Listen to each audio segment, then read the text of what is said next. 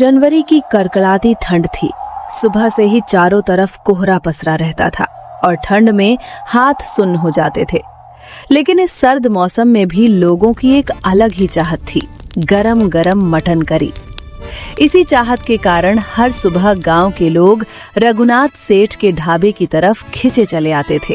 रघुनाथ सेठ का ढाबा अपनी मटन करी के लिए पूरे इलाके में मशहूर था। खास बात ये थी कि यहाँ की मटन करी मोलू के हाथों से बनती थी और उसकी खुशबू ही इतनी होती थी कि ठंड भी लोगों को घर में रोक नहीं पाती थी। अरे मोलू, क्या तुमने मटन करी बनाना शुरू कर दिया? हाँ सेठ जी, आंच धीमी रख दी है, मटन अच्छे से नरम हो जाएगा। हाँ मोलू, आज देखते हैं कि कितने ग्राहक मटन करी खाने आते हैं। कल हमारी मटन करी सबको नहीं मिली थी, कई लोग निराश होकर चले गए थे।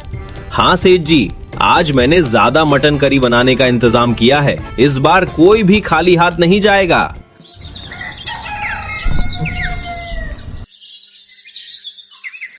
रघुनाथ सेठ मोलू को हर महीने 6,000 रुपए देते थे, लेकिन ये पैसा उसके परिवार और रोजमर्रा के खर्च चलाने के लिए कभी पर्याप्त नहीं होता था।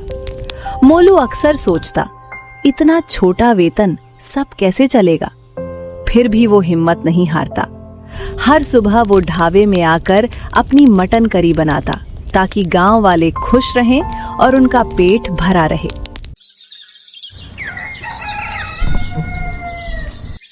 अरे मोलू, जल्दी गरम गरम मटन दे देना। इस ठंड में तो लगता है जैसे जान ही निकल जाएगी।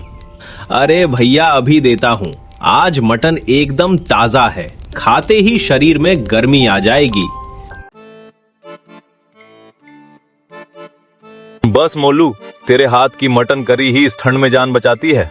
मोलू मुस्कुराया और सिर हिलाते हुए बोला, धन्यवाद भाई, जब तक आप खुश हैं मेरी मेहनत सफल है। मोलू कमाल की मटन करी बनाता था और उसके खाना बनाने के हुनर का हर कोई आदी हो चुका था। ढाबे में धीरे धीरे और लोग आने लगे। मोलू ने देखा कि कड़ाही में मटन जल्दी जल्दी पकाना मुश्किल हो रहा है। रघुनाथ सेठ अपनी आंखों में चमक और चेहरे पर संतोष लिए खड़ा था। वो बहुत खुश था कि उसका ढाबा हमेशा ग्राहकों से भरा रहता था और लोग उसकी मटन करी के दीवाने थे। रघुनाथ सेठ मोलू को बहुत प्यार करता था और उसके खाना बनाने के हुनर की बहुत तारीफ करता था। लेकिन रघुनाथ सेठ की पत्नी कौशल्या को मोलू बिल्कुल पसंद नहीं था। उसे ये बिल्कुल अच्छा नहीं लगता था कि गांव तारीफ करते हैं, जबकि रघुनाथ सेठ और उनका ढाबा लगभग नजरअंदाज किए जाते थे। कौशल्या अक्सर अंदर ही अंदर नाराज रहती और मोलू की प्रशंसा सुनकर उसका चेहरा कड़वाहट से भर जाता। सुनो जी, मुझे ये बिल्कुल अच्छा नहीं लगा कि सब लोग सिर्फ मोलू को ही श्रेय दे रहे हैं, लेकिन आपको नहीं। ढाबा हमारा है, निवेश हमारा है और मालिक हम ही हैं, लेकिन सभी केवल मोलू की तारीफ कर रहे हैं। कौशल्या, चिंता मत करो, हमें अपने काम और मोलू दोनों पर गर्व होना चाहिए। उसका हुनर ही तो हमारे ढाबे की पहचान है। चिंता और जलन से कुछ नहीं होगा, बस हमें मेहनत जारी रखनी है। रघु, एक दिन तुम मेरी चिंता को समझोगे कि हर बार सिर्फ मोलू की तारीफ होती है और तुम और तुम्हारा ढाबा हमेशा नजरअंदाज किए जाते हो। रघुनाथ सेठ कौशल्या की बातों को नजरअंदाज करते हुए मुस्कुराए। एक दिन अचानक शहर से आई एक बड़ी गाड़ी रघुनाथ सेठ के ढाबे के सामने आकर रुकी। चमचमाती गाड़ी को देखकर ढाबे पर बैठे लोग हैरान हो गए। गाड़ी से एक बड़े नेता उतरे और सीधे ढाबे के अंदर की तरफ बढ़े। उनकी मौजूदगी से ढाबे का माहौल एक पल के लिए बिल्कुल बदल गया। नमस्ते रघुनाथ, मैंने सुना है कि तेरे ढाबे में मटन करी बहुत मशहूर है। मेरे घर में एक बड़ा फंक्शन है और उसमें मैं चाहता हूँ कि मटन करी तेरी बनाई हुई हो। मुझे ये भी बताया गया है कि तेरी मटन करी मोलू के हाथों तैयार होती है, इसलिए मैं सीधे यहाँ आया हूँ इसे ऑर्डर करने। जरूर सर जी, धन्यवाद।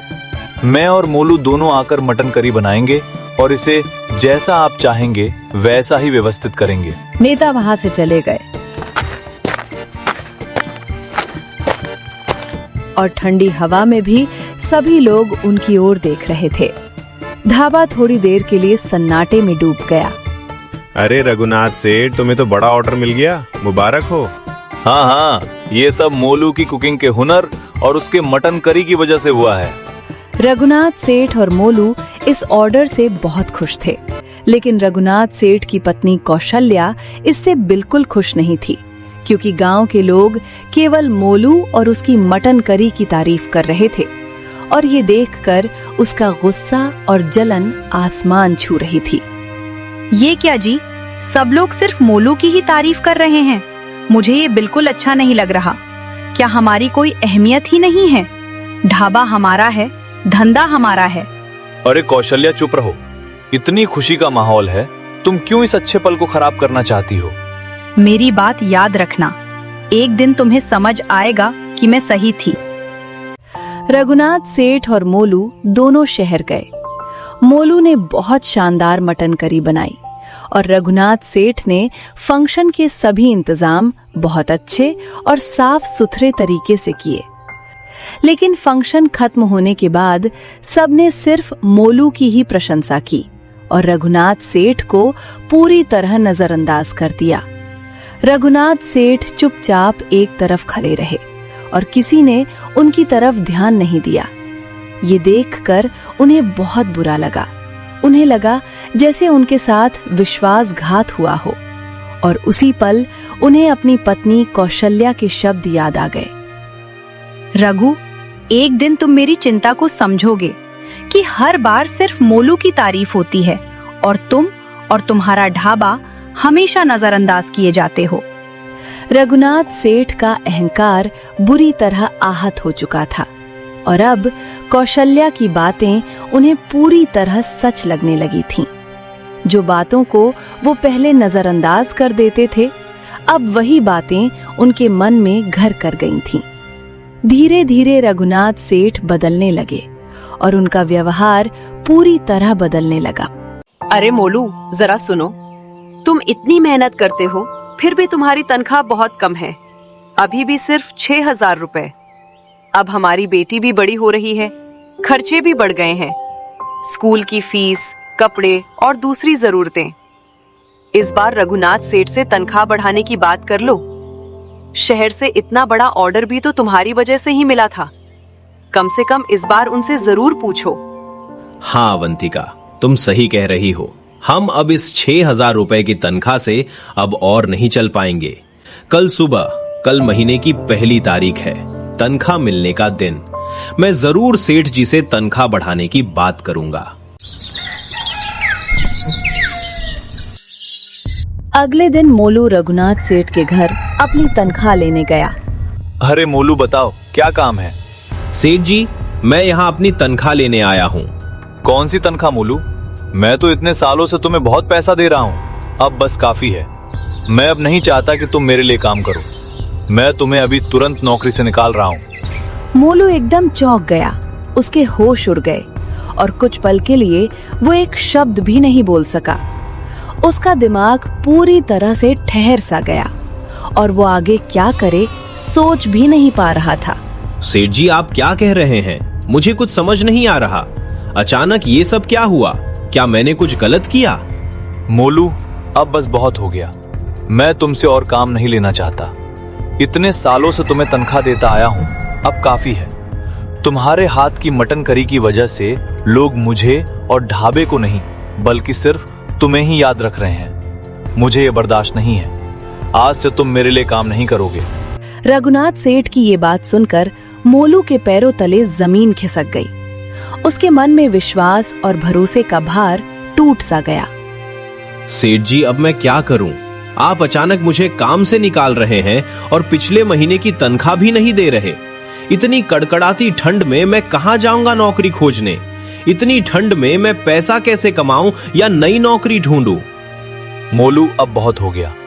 मैं तुम्हारी कोई बात नहीं सुन सकता।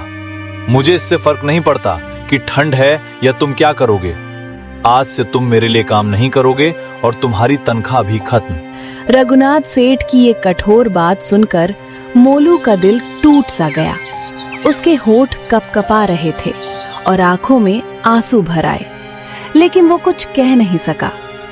ठंड में मोलू उदास होकर घर की तरफ जा रहा था। कदम धीरे धीरे बढ़ रहे थे और उसका दिल भारी महसूस हो रहा था।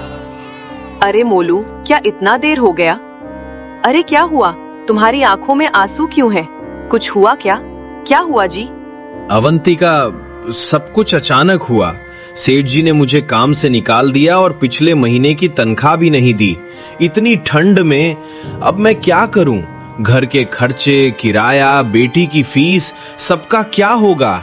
अरे मोलू, ये तो बहुत बड़ा झटका है। चिंता मत करो, हम साथ हैं। तुम घबराओ मत, हम कुछ न कुछ रास्ता निकालेंगे। इतनी ठंड में मोलू लगातार नौकरी ढूंढने लगा, लेकिन इतनी ज्यादा ठंड में कहीं भी कोई नौकरी नहीं थी। मोलू को कुछ भी समझ में नहीं आ रहा था। अरे मोलू, क्या हुआ? नौकरी मिली? नहीं मिली? देखो, हमारी बेटी को बुखार है। हे भगवान, अचानक उसे क्या हो गया?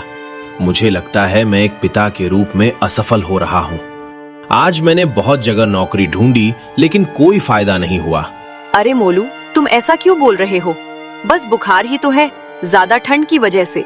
अरे मोलू, क्या तुम घर पर हो? अरे रवि, बोलो क्या काम है?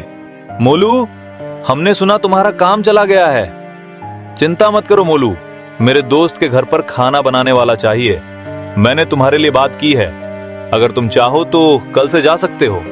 वे लोग अमीर हैं और अच्छी तनख्वाह भी देंगे।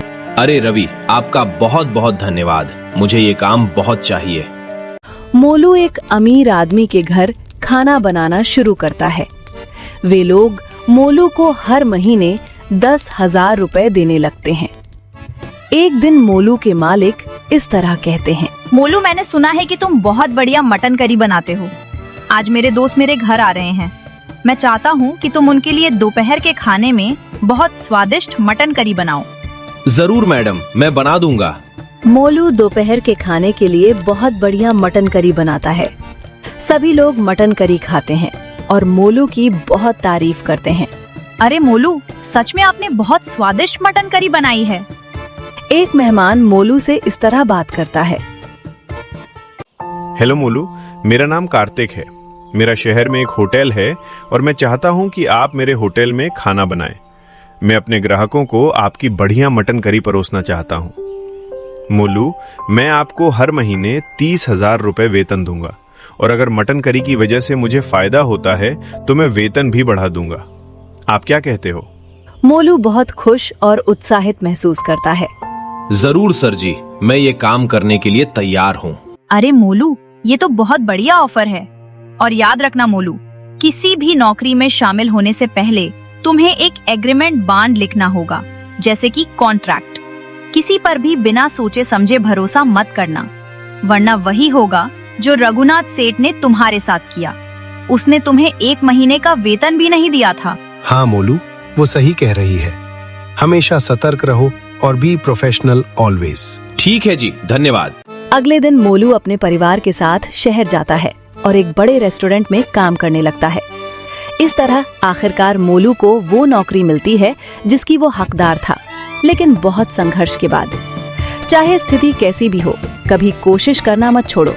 हमेशा प्रयास करते रहो। एक दिन हम जिंदगी में जरूर सफल होंगे। दोस्तों, अगर कहानी पसंद आए तो सब्सक्राइब करो और कमेंट में बताओ वीडियो देखते समय मोबाइल कितना % चार्ज था और हमें आपका सपोर्ट चाहिए।